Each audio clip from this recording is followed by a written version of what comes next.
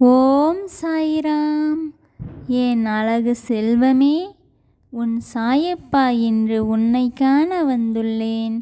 சற்று நான் கூறுவதை செவிசாய்த்து பொறுமையுடன் கேட்டுவிட்டு செல். என் குழந்தையே, விரைவில் ஒரு இனிமையான செய்தி உன் இல்லம் தேடி வரப்போகிறது. அந்த நற்செய்தியை கேட்டு உன் இல்லமும் உள்ளமும் மகிழ்ச்சியில் முழுமையாக நிரம்பப் போகிறது. என் குழந்தையே, என் சொற்களின் மீது நீ முழுமையாக நம்பிக்கை வைத்து செயல்படு. நிச்சயம் உனக்கு இனி அனைத்தும் நல்லதாகவே நடக்கும். உன் முயற்சிக்கான பலன் விரைவில் கிடைக்கப் போகிறது.